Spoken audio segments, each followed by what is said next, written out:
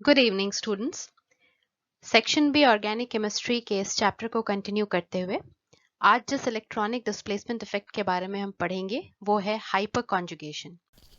Hyper conjugation resonance, inductive effect और electromagnetic effect की ही तरह एक इलेक्ट्रॉन डिस्प्लेसमेंट इफेक्ट है। इसे बेकर और नेथन ने दिया था, इसलिए इस इफेक्ट को बेकर एंड नेथन इफेक्ट भी कहते हैं। इसके साथ ही इसे हम नो बॉन्ड रेजोनेंस भी कहते हैं, क्योंकि इसमें जब हम स्ट्रक्चर्स ड्रॉ करते हैं, जो भी कंपाउंड हाइपर कंजुगेशन शो करे उसके जो कंट्रीब्यूटिंग स्ट्रक्चर्स हम जब ड्रॉ करेंगे तो वो बिल्कुल रेजोनेंस का ही एक रूप होता है, लेकिन उसमें हम बॉन्ड्स नहीं दिखाते हैं।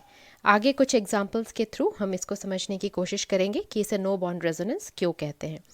इसके पहले कि हम हाइपर कंजुगेशन में को डीपली स्टडी करें, सबसे पहला कंडीशन जो हमें जानना है कि हाइपर कंजुगेशन किस तरह के कंपाउंड्स में या किस तरह के स्ट्रक्चर्स होने से एग्जिबिट होंगे।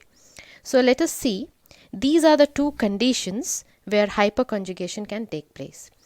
But before that, one thing we have to keep in mind, that hyperconjugation is a permanent electron displacement effect. Not only it is a permanent displacement effect, but it also involves only sigma electrons. जैसा कि आपको याद होगा, हमने inductive effect में पढ़ा था कि वहाँ सिग्मा इलेक्ट्रॉन्स का ही डिस्प्लेसमेंट होता है, और वो भी एक तरह से परमानेंट इफेक्ट होता है because of difference in electronegativities of the bonded atoms. Similarly hyper conjugation भी एक परमानेंट इफेक्ट है और इसमें भी सिग्मा इलेक्ट्रॉन्स का इन्वॉल्वमेंट होता है। बट यहाँ स्पेसिफिकली किस तरह के सिग्मा इलेक्ट्रॉन्स का इन्वॉल्वमेंट होगा, वो है सी एच बॉन्ड के सिग्मा इलेक्ट्रॉन्स। मेन ये सी एच बॉन्ड का जो सिग्मा इलेक्ट्रॉन है वही डिस्प्लेस होता है in the compound, in the molecule of that compound. And for that, we will have to understand what are the structural requirements for hyperconjugation to take place. For this, just here you have to identify any compound which have these two kind of structures. Like पहला जो आप देख रहे हैं, ये एक तरह का रिएक्शन इंटरमीडिएट है जिसमें कार्बन एटम पर पॉजिटिव चार्ज होता है। इस तरह के कंपाउंड्स को हम कार्बोकैटायंस कहते हैं। कार्बोकैटायंस के बारे में हमें डिस्क्रिप्टिव वे में पढ़ना है in the topic reaction intermediates में, तो हम आगे देखेंगे कार्बोकैटायंस के बारे में ज़्यादा। बट यहाँ इतना सिर्फ समझ लें कि जब भी कार्बन एटम पर पॉजिटिव चार्ज होगा, और ये बनते कैसे हैं, ये जैसे अल्केन्स हुआ, अल्केन से एक हाइड्रोजन एटम अगर आप हटा दें such that the hydrogen is taking away the electrons, both the electron pairs, so that leaves a positive charge on the carbon atom. In such a case, this ion will be called as a carbocation. So carbocations are reaction intermediates जिसमें carbon atom पर एक positive charge होता है। Simple सा case. अब carbocations में ये जो कार्बन एटम है जिस पर पॉजिटिव चार्ज है, इसके ठीक एडजेसेंट कार्बन को हम अल्फा कार्बन कहते हैं। आप सभी जानते हैं इस बात को। नेक्स्ट कार्बन एटम जो उसके साथ बॉन्डेड होता है उसे हम अल्फा कार्बन कहते हैं। तो हाइपर कॉन्जुगेशन के होने के पीछे सबसे बड़ा कारण ये इस अल्फा कार्बन पर बॉन्डेड इस हाइड्रोजन एटम की वजह से होता है। So the main structural requirement is that there should be a carbon hydrogen sigma bond at alpha position to the positively charged carbon atom in the carbocations. तो ऐसे जितने भी कार्बोकैटायंस होते हैं जिनमें अल्फा कार्बन एटम होता है और उस अल्फा कार्बन पर एक हाइड्रोजन एटम एटलीस्ट एक होना ज़रूरी है, उससे ज़्यादा भी हो सकते हैं, लेकिन एटलीस्ट एक सी एच सिग्मा बॉन्ड इस पोजीशन पर होना ज़रूरी है, तभी हाइपर कॉन्जुगेशन होगा। तो ये रहा हमारा पहला एग्जाम्पल जहां हम हाइपर कॉन्जुगेशन देख सकते हैं। इसको हम डिटेल्स में ऑर्बिटल डायग्राम के साथ अभी देखेंगे आगे। बट इसके साथ ही एक दूसरा कैटेगरी ऑफ कंपाउंड है जिसमें हाइपर कॉन्जुगेशन हम देख सकते हैं, और वो है अल्कीन्स। जैसा कि आप देख रहे हैं स्ट्रक्चर में, there is a carbon double bond, there is a pi bond attached to this carbon atom. Now here there can be a carbon atom and then there can be a long chain of like that, but as of now we just focus on this carbon which is linked to a pi bond. That means a double bond here. So one of this bond is a sigma bond, another is a pi bond. Now the structural requirement for hyperconjugation in this case is that this carbon should be bonded to a carbon atom at alpha position, which should be bonded to a hydrogen atom like this. So that means again the structural requirement for hyperconjugation is the presence of a CH bond at alpha position. So हाइपरकॉन्जुगेशन इन दो तरह के compounds में हो सकता है और दोनों में ही सबसे कॉमन स्ट्रक्चरल रिक्वायरमेंट क्या है, अल्फा पोजीशन पर, यानी कि अगर कार्बोकैटायन है तो पॉजिटिवली चार्ज्ड कार्बन के अल्फा पोजीशन पर CH बॉन्ड होना चाहिए, और अगर अल्कीन है जिसमें कार्बन एटम डबल बॉन्ड से जुड़ा है, मतलब उसके पास एक पाई इलेक्ट्रॉन होना चाहिए, मतलब पाई इलेक्ट्रॉन क्लाउड्स होने चाहिए, और उसके अल्फा पोजीशन पर ये कार्बन हाइड्रोजन बॉन्ड होना चाहिए। तो अब तक आपको क्लियर हो गया होगा कि हाइपरकॉन्जुगेशन में स्ट्रक्चरल रिक्वायरमेंट क्या है और किस तरह के कंपाउंड्स में हाइपरकॉन्जुगेशन हम देख सकते हैं। तो पहला हुआ एक कार्बोकैटायंस में, ऐसे कार्बोकैटायंस जिनके अल्फा पोजीशन पर एक CH बॉन्ड हो, और अल्कीन्स में भी हो सकते हैं, और शर्त ये है कि अल्कीन्स के भी अल्फा पोजीशन पर, अल्फा पोजीशन मीन्स अल्कीन का फंक्शनल ग्रुप तो ये है जिसमें कार्बन कार्बन डबल बॉन्ड होता है। तो अल्कीन्स हो या ऐसा कोई भी कंपाउंड हो जिसमें ये कार्बन एटम डबल बॉन्ड के साथ जुड़ा है, तो उसके अल्फा पोजीशन पर एक CH बॉन्ड होना ज़रूरी है। So the minimum requirement for hyperconjugation to take place is the presence of an alpha CH bond adjacent to a positively charged carbon atom or a doubly bonded carbon atom. अब question उठता है कि क्यों इन्हीं दोनों structural requirement में हाइपरकॉन्जुगेशन होगा। तो इसके लिए मैं बता दूं यहाँ पे कि by definition hyperconjugation is actually a phenomenon जिसमें सिग्मा इलेक्ट्रॉन, CH बॉन्ड का जो सिग्मा इलेक्ट्रॉन है वो शिफ्ट करता है। कहाँ शिफ्ट करता है? एक तरह से ये कॉन्जुगेशन शो करेगा, मतलब ओवरलैप शो करेगा ठीक इसके अल्फा पोजीशन पर जो फंक्शनल ग्रुप है, दैट इज C+ कार्बोकैटायन में। उस C+ हम क्यों कहते हैं? क्योंकि उस कार्बन एटम में एक p ऑर्बिटल है जो कि वेकेंट है, जिसमें पहले इलेक्ट्रॉन्स थे बट अब इलेक्ट्रॉन्स लॉस हो जाने की वजह से उस पर एक पॉजिटिव चार्ज आ गया है। तो इसी को हम कहते हैं अनशेयर्ड p ऑर्बिटल। तो कंडीशन ये है कि जैसे ये कार्बन हाइड्रोजन अल्फा पोजीशन पर है और इस कार्बन एटम जिस पर पॉजिटिव चार्ज है, इस पर एक p ऑर्बिटल है जो कि अनशेयर्ड है, मतलब वहाँ कुछ नहीं है, वहाँ इलेक्ट्रॉन्स नहीं है। ये स्ट्रक्चरल रिक्वायरमेंट है। और अब क्या होगा, इन दोनों के बीच में एक तरह से ऑर्बिटल ओवरलैप होता है, तो इसी को हम हाइपरकॉन्जुगेशन कहते हैं। ये तो हुई बात कार्बोकैटायंस के विषय में। Same condition will be applied in case of other unsaturated system. जैसा कि मैंने अभी बताया कि अल्कीन्स में हम देख सकते हैं हाइपरकॉन्जुगेशन होता है अल्कीन्स में। अल्कीन्स के अलावा दूसरे कंपाउंड्स में भी हो सकते हैं, दूसरे अनसैचुरेटेड कंपाउंड्स में भी हो सकते हैं। अनसैचुरेटेड मीन्स वहाँ कार्बन कार्बन डबल बॉन्ड या कार्बन कार्बन ट्रिपल बॉन्ड ऐसे स्पीशीज हो सकते हैं, या कार्बन ऑक्सीजन डबल बॉन्ड हो सकता है, या कार्बन नाइट्रोजन ट्रिपल बॉन्ड हो सकता है। तो इस तरह के सिस्टम्स को हम अनसैचुरेटेड सिस्टम्स कहते हैं, जहाँ मल्टीपल बॉन्ड्स प्रेजेंट होते हैं। ठीक है, अब मल्टीपल बॉन्ड्स कहीं पे भी प्रेजेंट हो, वो डबल बॉन्ड हो या ट्रिपल बॉन्ड हो, ठीक है, इसके एडजेसेंट कार्बन पर यानी कि अल्फा कार्बन पर ऑब्वियसली एक हाइड्रोजन एटम होना चाहिए, यानी CH बॉन्ड की रिक्वायरमेंट हमें होगी अल्फा पोजीशन पर। अब इससे क्या फ़र्क पड़ता है, क्यों होना चाहिए अल्फा पोजीशन पर CH बॉन्ड? तो अगेन CH बॉन्ड में जो सिग्मा इलेक्ट्रॉन है वो इस मल्टीपल बॉन्ड के पाई इलेक्ट्रॉन क्लाउड के साथ अब ओवरलैप करता है। तो this is the sigma bond in CH and this is the pi molecular orbital. So what happens in pi molecular orbital, जब हम pi bonds को दिखाते हैं तो pi bonds are always unhybridized। यहाँ जो sigma bond CH का है और pi bond का जो molecular orbital है, इन दोनों के बीच में भी इंटरेक्शन होता है और इसी इंटरेक्शन को हम कहते हैं हाइपरकॉन्जुगेशन।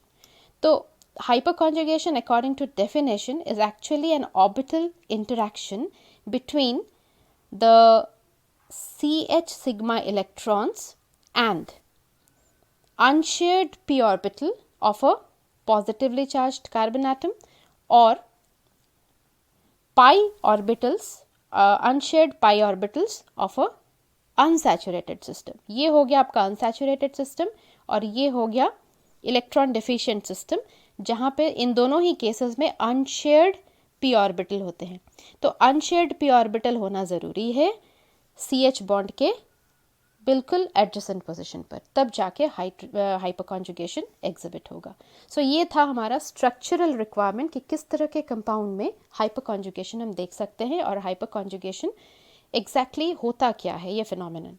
अब हम आएंगे ऑर्बिटल कॉन्सेप्ट में, जिसमें हम समझेंगे कि किस तरह से हम हाइपरकॉन्जुगेशन कोई भी कंपाउंड में हो रहा हो तो उसके स्ट्रक्चर्स को हम कैसे लिखें। इसके लिए हम एक एग्जाम्पल लेंगे इथाइल कैटायन का।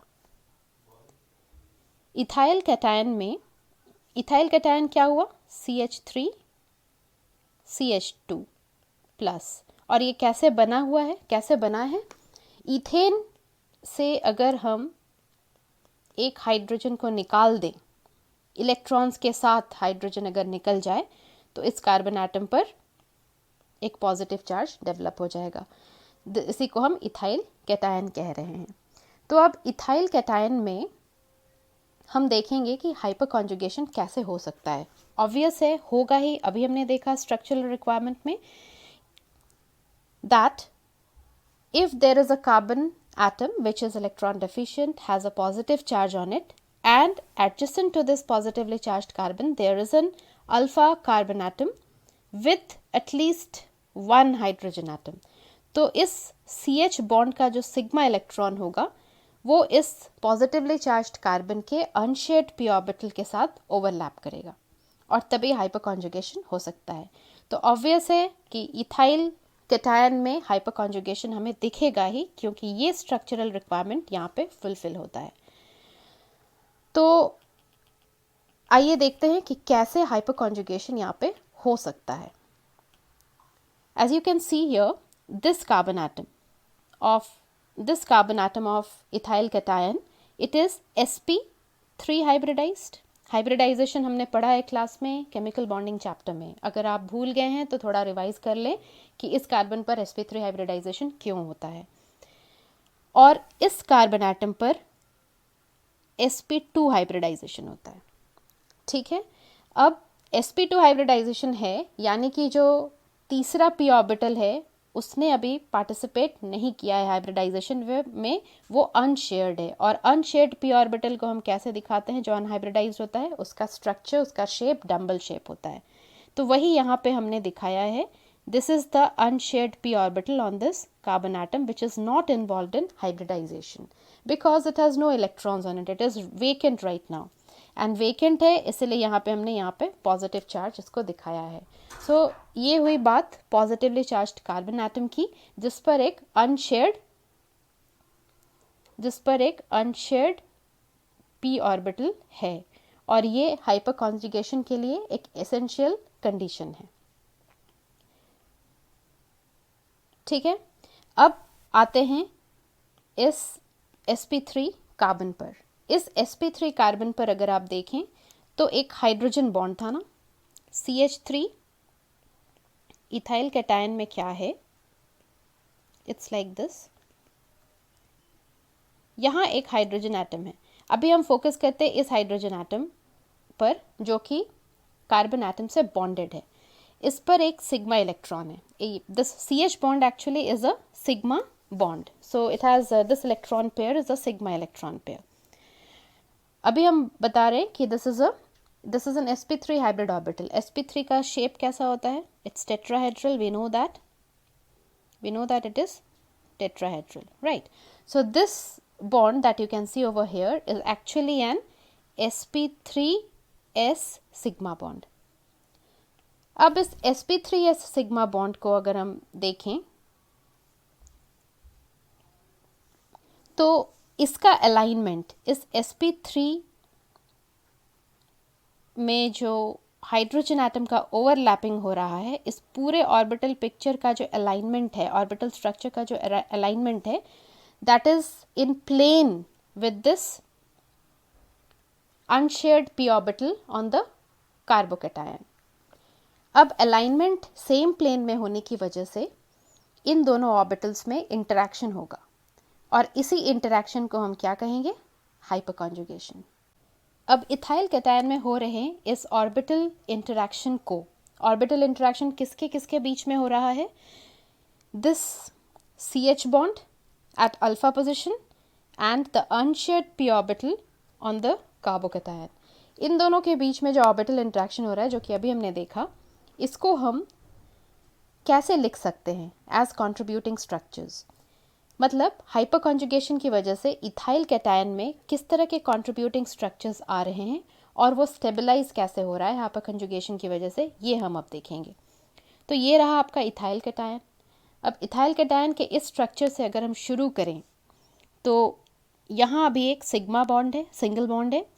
Carbon atom which is positively charged needs electron, so इसको इलेक्ट्रॉन मिलेगा कहाँ से? इसी स्ट्रक्चर में अगर हम ढूंढें तो अल्फा कार्बन पर हाइड्रोजन एटम है, तो हाइपर कॉन्जुगेशन का स्ट्रक्चरल रिक्वायरमेंट यहाँ फुलफिल होने की वजह से this sigma bond will shift here to form a multiple bond.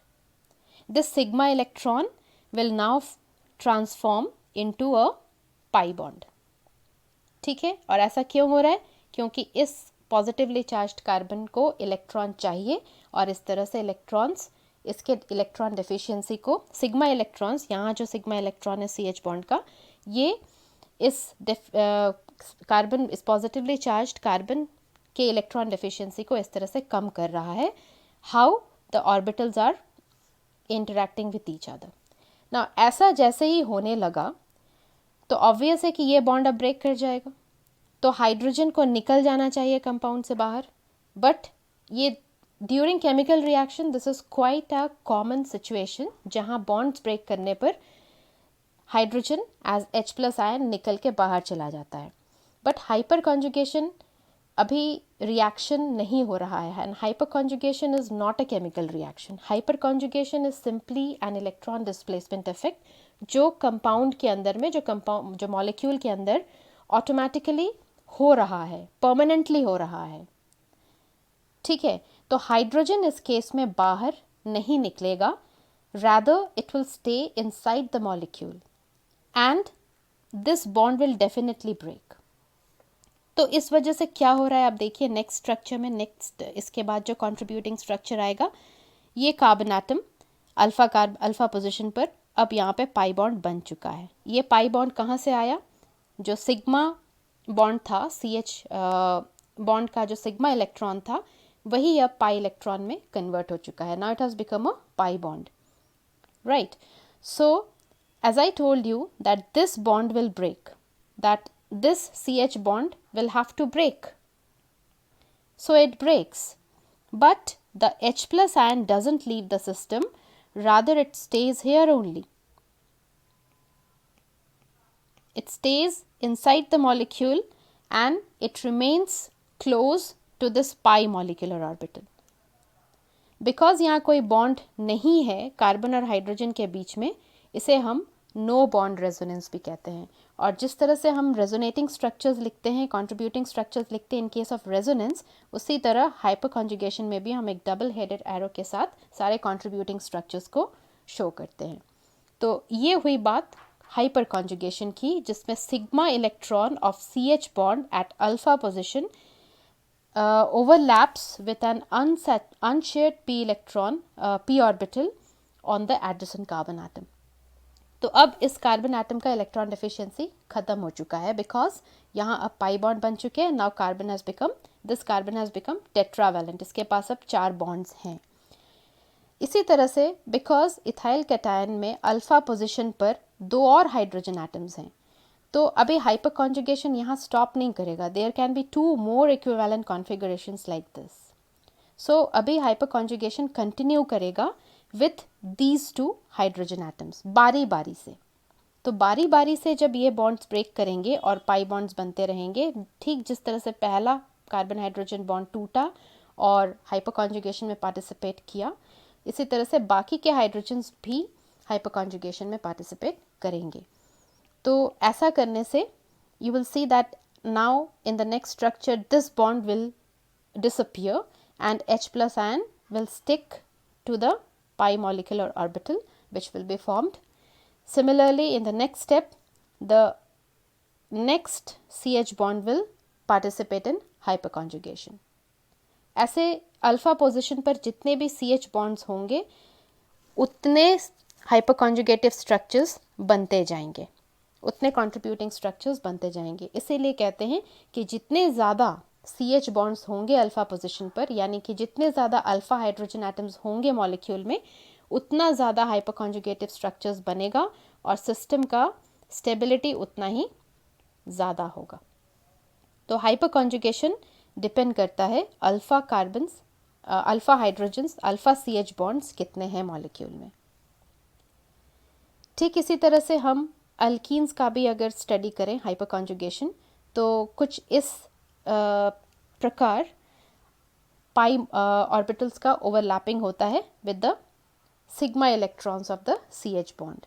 अभी मैंने थोड़ी देर पहले बताया था कि ये sp3 हाइब्रिडाइज्ड होता है, और जब पाई बॉन्ड्स हम पढ़ते हैं, पाई बॉन्ड्स जो भी एटम जो भी carbon atom pi bond double bond बनाने में इन्वॉल्व है, उसका हाइब्रिडाइजेशन sp2 होता है, यानी जो थर्ड p ऑर्बिटल है वो अनशेयर्ड रहेगा और अनशेयर्ड p ऑर्बिटल का इंटरेक्शन होगा इस सिग्मा इलेक्ट्रॉन क्लाउड के साथ, और इसी को हम हाइपर कॉन्जुगेशन कहते हैं। तो एल्कीन्स में जब ऐसा होने लगेगा तो हम एल्कीन्स के कंट्रीब्यूटिंग स्ट्रक्चर्स को कैसे लिखें जब हाइपर कॉन्जुगेशन होगा। ठीक इसी तरह से ही लिख सकते हैं। यहाँ जैसे आप देख रहे हैं, this is the pi bond over here. So सबसे पहले पाई बॉन्ड का यहाँ पे शिफ्टिंग होगा टू द अदर कार्बन। तो हमारा मेन फोकस इस कार्बन एटम पर है, because this carbon atom is linked to this alpha carbon, और इसी अल्फा कार्बन पर ये हाइड्रोजन बॉन्डेड है।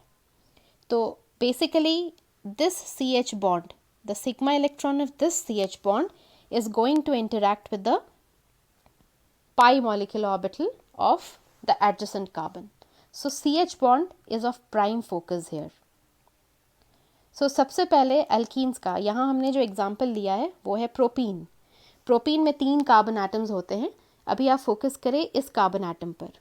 इस कार्बन एटम के साथ यहाँ एक सिग्मा बॉन्ड है और एक पाई बॉन्ड है। सबसे पहले पाई बॉन्ड का शिफ्टिंग होगा towards this carbon atom. Now what happens then? This carbon becomes electron deficient, जिसको मैंने asterisk mark किया है यहाँ पे. Now it becomes electron deficient.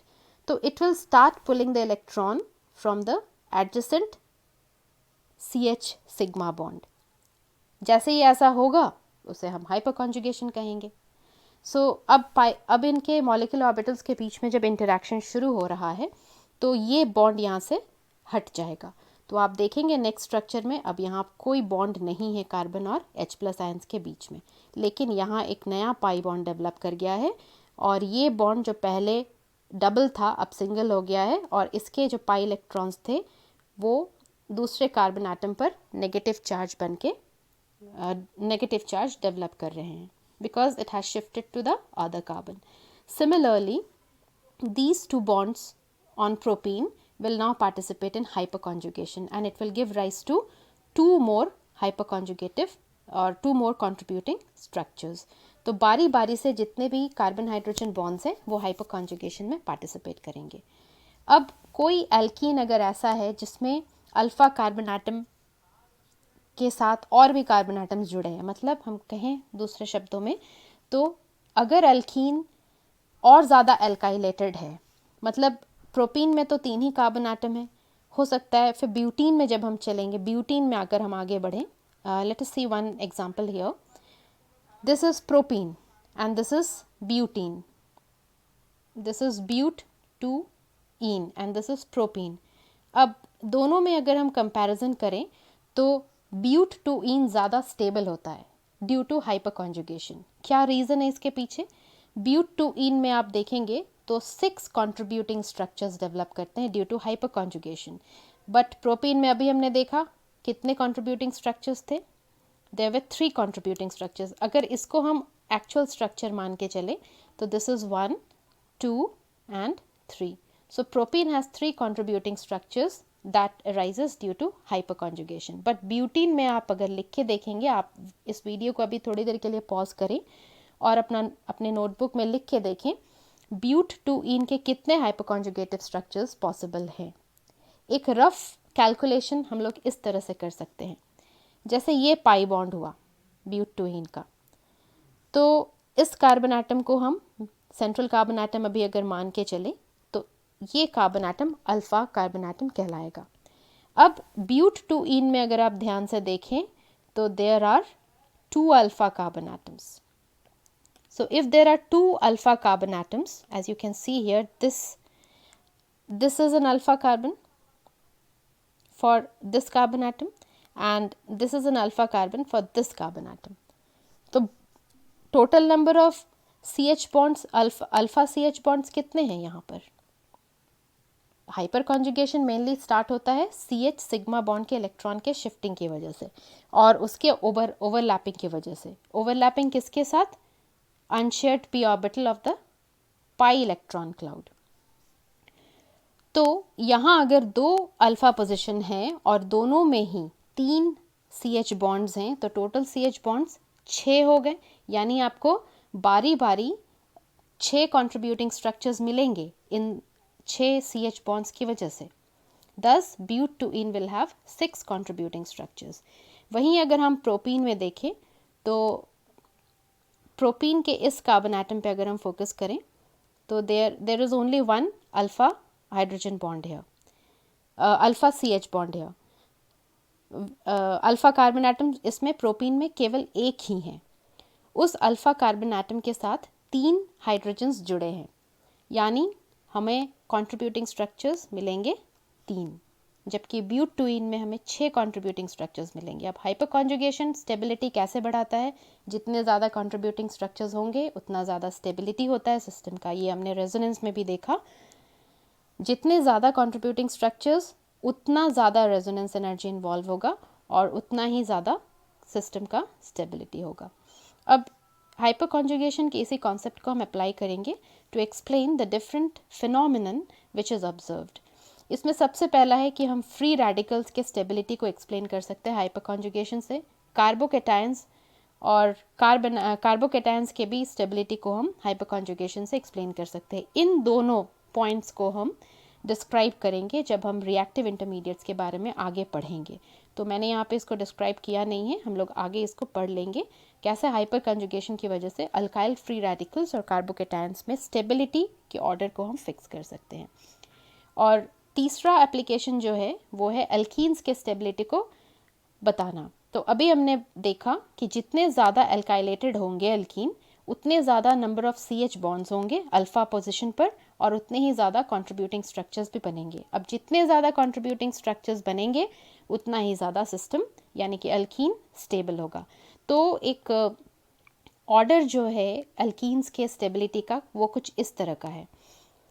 पहला एल्कीन अगर आप देखें तो कार्बन कार्बन डबल बॉन्ड के साथ जितने ज़्यादा एल्काइल ग्रुप्स होंगे एल्कीन में उतना ज़्यादा इसका स्टेबिलिटी होगा। तो ये जो पहला एल्कीन है इसमें मैक्सिमम एल्काइलेशन है, यहाँ भी 2 एल्काइल ग्रुप्स है, इस कार्बन पर भी 2 एल्काइल ग्रुप्स है, तो ये मैक्सिमम एल्काइलेटेड है। सो इसका स्टेबिलिटी सबसे हाई होगा, फॉलोड बाय दिस जिसमें इस कार्बन पर 2 एल्काइल ग्रुप्स है और इस कार्बन पर 1 एल्काइल ग्रुप है और एक हाइड्रोजन एटम है, तो इसमें एक कंट्रीब्यूटिंग स्ट्रक्चर कम हो जाएगा। Similarly, as we proceed further, the number of alkyl groups are decreasing here, and so consequently what will happen? The number of contributing structures will continue to decrease.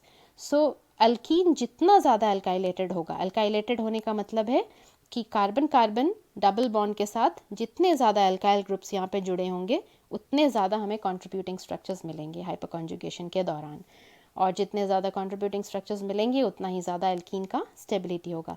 तो अगर इस alkene में maximum alkylation है, तो सबसे कम alkylation किस alkene में होगा? ऑब्वियस है, जो फर्स्ट मेंबर है दैट इज इथीन। तो इथीन जो है सभी एल्कीन्स में सबसे लीस्ट स्टेबल होता है because of this reason, because इसमें एल्काइलेशन है ही नहीं ज़्यादा क्या, इसमें तो एल्काइलेशन है ही नहीं, इसमें दोनों carbon double bonds, carbon carbon double bond के साथ दो दो हाइड्रोजन्स जुड़े हैं केवल। सो एल्कीन में कितने हाइपर कॉन्जुगेशन स्ट्रक्चर्स बनेंगे भी क्या? इसमें तो हाइपर कॉन्जुगेशन पॉसिबल ही नहीं है। क्यों नहीं है? अगर इसका स्ट्रक्चरल रिक्वायरमेंट आप देखें तो इस कार्बन कार्बन पाई बॉन्ड के साथ यहाँ कोई अल्फ़ा कार्बन एटम है ही नहीं। तो अगर अल्फ़ा कार्बन एटम है ही नहीं तो अल्फ़ा CH बॉन्ड भी नहीं होगा। अगर अल्फ़ा पोजीशन पर CH बॉन्ड नहीं है तो हाइपर कॉन्जुगेशन होने के चांसेस ही नहीं। तो इथीन में, जो कि पहला मेंबर है एल्कीन सीरीज़ का, उसमें हाइपर कॉन्जुगेशन नहीं होता है। दैट्स वाई इसका स्टेबिलिटी सबसे कम होगा। जैसे ही एल्कीन इथीन के बाद जो नेक्स्ट एल्कीन है दैट इज़ प्रोपीन, उसमें एक CH3 ग्रुप मौजूद होता है और उस CH3 ग्रुप की वजह से उस अल्फ़ा पोजीशन पर 3 हाइड्रोजन CH बॉन्ड्स आ जाते हैं और इससे हाइपर कॉन्जुगेशन शुरू होता है। तो hyper conjugation in alkene starts from propene, that is the second member of the alkene series. इस तरह से हम एल्कीन्स के स्टेबिलिटी ऑर्डर को फिक्स कर सकते हैं। हाइपर कॉन्जुगेशन से बॉन्ड लेंथ में भी अफेक्ट पड़ता है। इसको हम कैसे देख सकते हैं? अगर आप यहाँ पे देखें तो this is propane. Propane is a saturated hydrocarbon क्योंकि इसमें सभी बॉन्ड्स सिग्मा बॉन्ड्स होते हैं। और propene is an unsaturated hydrocarbon जिसमें हाइपर कॉन्जुगेशन होता है, हमने अभी देखा। अब हाइपर कॉन्जुगेशन अनसैचुरेटेड कंपाउंड्स में ही हो सकता है या कार्बोकेटायंस में हो सकते हैं। अभी हमने ऑलरेडी शुरू में ही स्ट्रक्चरल रिक्वायरमेंट में देख लिया। तो इसका मतलब अल्केन्स में हाइपर कॉन्जुगेशन नहीं होगा।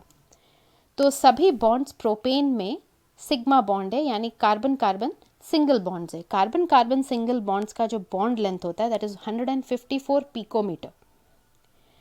प्रोपीन में दो तरह के बॉन्ड्स हमें दिख रहे हैं, एक तो कार्बन कार्बन डबल बॉन्ड और एक कार्बन कार्बन सिंगल बॉन्ड।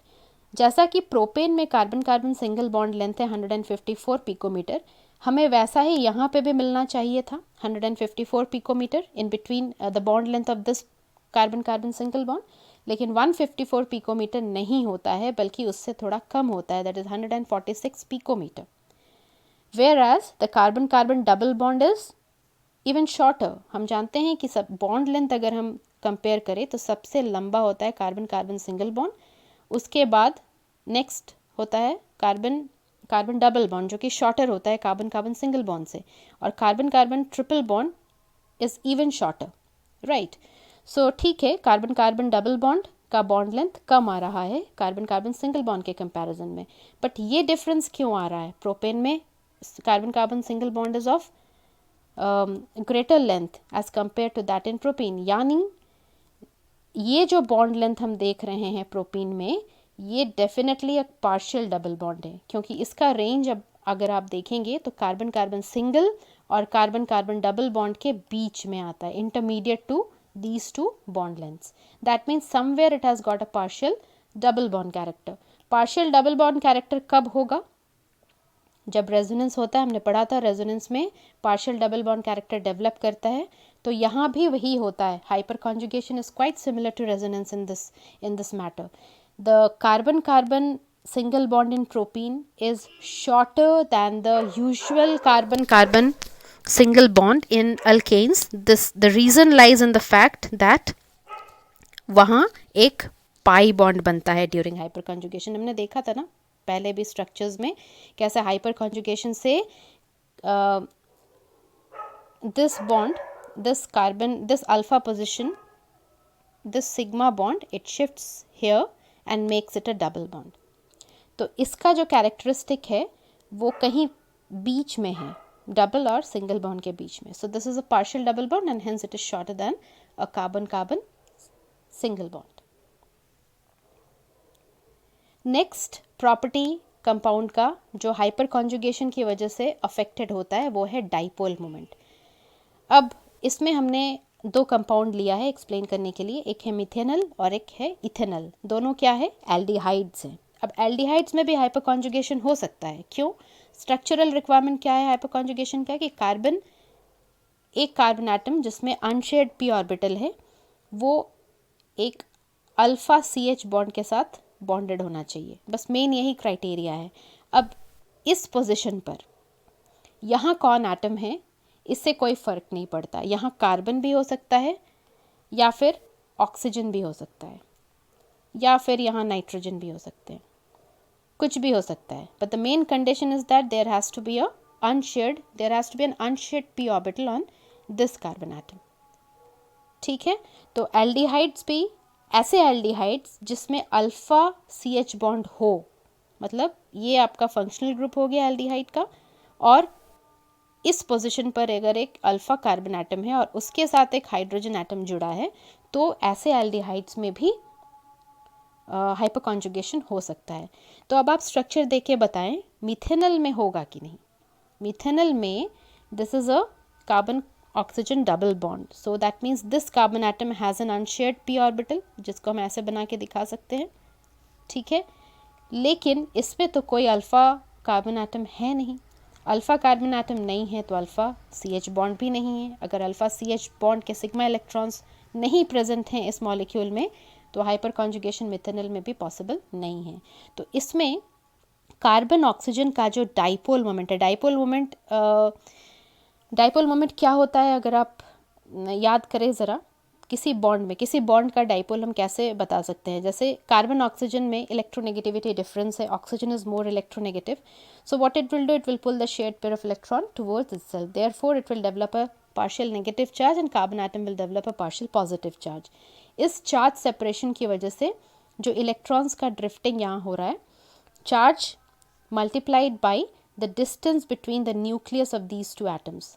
ठीक है, इसी को हम डाइपोल मोमेंट कहते हैं। So dipole moment mu is equal to the magnitude of charges which are developing on these two atoms, charge multiplied by the distance between them, Q into D.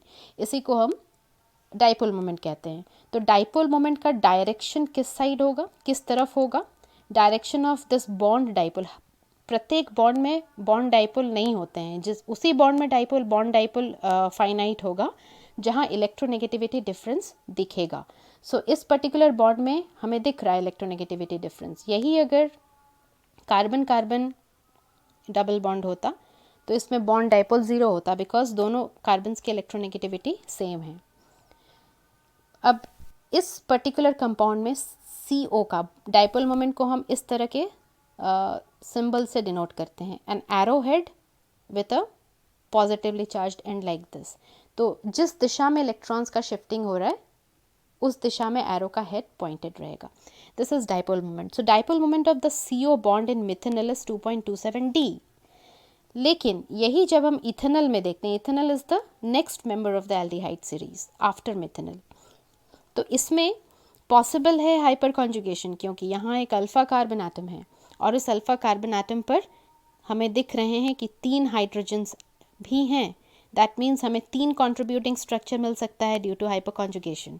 So ethanal very much participates in hyperconjugation. अब hyperconjugation की वजह से देखिए क्या होगा, ये bond जो पहले सिग्मा था, सिंगल बॉन्ड था, अब ये डबल बॉन्ड में कन्वर्ट हो चुका है, और जो बॉन्ड यहाँ पे पहले डबल था वो अब सिंगल बन चुका है यहाँ। ठीक है, और सिंगल बनने की वजह से there is a charge separation, as you can see now in this particular contributing structure. Oxygen atom bears a negative charge. Because oxygen atom has a negative charge, तो इस कार्बन ऑक्सीजन बॉन्ड का dipole moment बढ़ गया है। Now it has become 2.72 D. Wherever there is charge separation, there is more polarity, and if there is more polarity, that means dipole moment will be higher. यहाँ charge separation नहीं था, normal CO bond था। ठीक है, यहाँ hyper conjugation की वजह से एक चार्ज सेपरेशन डेवलप कर रहा है, जिस वजह से पोलैरिटी बढ़ रहा है बॉन्ड का और डाइपोल मोमेंट भी इंक्रीज कर रहा है। सो हाइपर कंजुगेशन इस तरह से बॉन्ड के डाइपोल मोमेंट को, जिसे हम बॉन्ड डाइपोल भी कहते हैं, उसको बढ़ा देता है। तो किसी भी कंपाउंड में जहाँ हमें हाइपर कंजुगेशन दिखेगा, अगर कार्बन एटम किसी दूसरे एटम के साथ बॉन्डेड हैं, से हाइड्रोजन, से ऑक्सीजन और nitrogen, means more electronegative atom, then in that case the dipole moment will be found to be higher than in normal case. Last application जो हम देखेंगे वो है ऑर्थो पारा डायरेक्टिंग इन्फ्लुएंस होता है मिथाइल ग्रुप का। इसे हम एक एग्जांपल से समझने की कोशिश करेंगे। टॉलवीन जब भी इलेक्ट्रोफिलिक सब्स्टिट्यूशन रिएक्शन में पार्टिसिपेट करता है, मतलब इसे जब भी हम एक इलेक्ट्रोफाइल के साथ रिएक्ट कराते हैं तो इलेक्ट्रोफाइल ऑर्थो और पारा पोजिशन को अटैक करना पसंद करता है। क्यों? क्योंकि वहाँ पे उसे इलेक्ट्रॉन डेंसिटी ज़्यादा मिलता है। Of course it is electron deficient, ये हमने पहले भी पढ़ा था रेजोनेंस के एप्लीकेशंस में, that electrophile prefers to attack those positions where the electron density is the highest. अब टॉलवीन में भी ये एक मिथाइल ग्रुप है, आप देख रहे हैं। टॉलवीन का स्ट्रक्चर कैसा होता है? अगर हम कंटेंट स्ट्रक्चर लिखें तो it is this is toluene. अब टॉलवीन में मिथाइल ग्रुप है। आप ज़रा याद करें जो हमने इलेक्ट्रॉन डिस्प्लेसमेंट इफेक्ट्स अभी तक पढ़ा है, वो चाहे इंडक्टिव इफेक्ट हो या इलेक्ट्रोमेरिक इफेक्ट हो या रेजोनेंस इफेक्ट हो, जितने भी अल्काइल ग्रुप्स होते हैं all of them are electron releasing in nature. तो ये क्या करते हैं? इनका काम ही होता है कि इलेक्ट्रॉन्स को अपने से दूर पुश करना। तो ये जिसके भी साथ बॉन्डेड होते हैं उनको ये इलेक्ट्रॉन्स रिलीज करते हैं। तो in this particular case, in case of toluene, the alkyl group will release it's electron towards the benzene ring. Electron को रिलीज करेगा और बेंजीन रिंग के इलेक्ट्रॉन डेंसिटी को और बढ़ा देगा। तो बेंजीन रिंग का इलेक्ट्रॉन डेंसिटी अगर बढ़ जाए तो वहाँ इलेक्ट्रोफाइल आके इजीली अटैक कर सकते हैं। So that is why toluene can participate in electrophilic substitution reactions. ये बहुत कॉमन रिएक्शन है जो टॉलवीन या इसी तरह के दूसरे कंपाउंड्स, एरोमेटिक कंपाउंड्स शो करते हैं। अब हम ज़रा देखें कि how hyperconjugation is going to explain this phenomena, that this electrophile is attacking only the ortho position or the para position, और इसलिए उस तरह के प्रोडक्ट्स बन रहे हैं। ऑर्थो पारा सब्स्टिट्यूटेड प्रोडक्ट्स ही बनेंगे during electrophilic substitution reactions of toluene. So क्या वजह है? हाइपर कॉन्जुगेशन से हम एक्सप्लेन कर सकते हैं इस बात को। अगर आप ध्यान से देखें तो यहाँ एक इंडक्टिव इफेक्ट होगा, इसको हम प्लस आई इफेक्ट कहते हैं, जो कि अल्काइल ग्रुप यानी मिथाइल ग्रुप के इलेक्ट्रॉन रिलीजिंग नेचर होने की वजह से यहाँ दिखेगा। एक तो ये कारण है कि इलेक्ट्रॉन डेंसिटी बेंजीन रिंग का बढ़ता है, और दूसरा कारण ये है कि according to the structural requirements for hyperconjugation, if you can see, we have a carbon carbon double bond here. ठीक है, ये एक कार्बन एटम है यहाँ पर, ये एक कार्बन एटम है। इस कार्बन एटम के साथ यहाँ जो एक बॉन्ड है, this carbon atom will be called as the alpha carbon atom, and this alpha carbon atom is bonded to how many hydrogen atoms here? You can see there are 3 hydrogen atoms bonded to this alpha carbon atom. That means we have 3 CH sigma bonds. Of course it will participate in hyperconjugation. ये पूरा structural requirement यहाँ satisfy हो रहा है। मतलब carbon carbon double bond है और उसके अल्फा पोजीशन पर 3 हाइड्रोजन एटम्स हैं। क्लियरली अल्फा पोजीशन पर 3 CH बॉन्ड्स हैं, सिग्मा बॉन्ड्स हैं। तो ये sigma electron in pi electrons के साथ कॉन्जुगेशन में पार्टिसिपेट करेगा और हाइपर कॉन्जुगेशन होगा। तो बारी बारी जितने भी हाइड्रोजन्स हैं they will participate in the contributing structures. So will get 3 contributing structures for toluene. और इसी वजह से आप देखेंगे कि ऑर्थो पोजिशन पर एक हाई डेंसिटी आ रहा है, इलेक्ट्रॉन डेंसिटी आ रहा है, नेगेटिवली चार्ज हो जा रहा है वो, and that is why we say that the electrophile will prefer to attack the ortho and para positions of toluene when toluene is undergoing electrophilic substitution reaction. तो ये था हाइपर कॉन्जुगेशन। और अभी तक हमने जो 4 इलेक्ट्रॉन डिस्प्लेसमेंट इफेक्ट पढ़े हैं उसमें मोस्टली रीजनिंग क्वेश्चंस आ सकता है या शॉर्ट नोट्स आ सकता है। तो आप इस तरह से आप प्रिपेयर कर लेंगे इसे, और जितना हो सके और एग्जाम्पल्स प्रैक्टिस करने की कोशिश करें। बुक्स अगर आपके पास है तो आप बुक्स से एग्जाम्पल्स प्रैक्टिस करें, अदरवाइज़ मैं वैसे भी वीकेंड में आपको असाइनमेंट्स दूंगी, आप उस असाइनमेंट्स में जितने भी क्वेश्चंस है इलेक्ट्रॉन डिस्प्लेसमेंट पर उसको आप सॉल्व करने की कोशिश करेंगे। इसके बाद नेक्स्ट क्लास में हम पढ़ेंगे Huckel's rule of aromaticity, different types of bond cleavage and reaction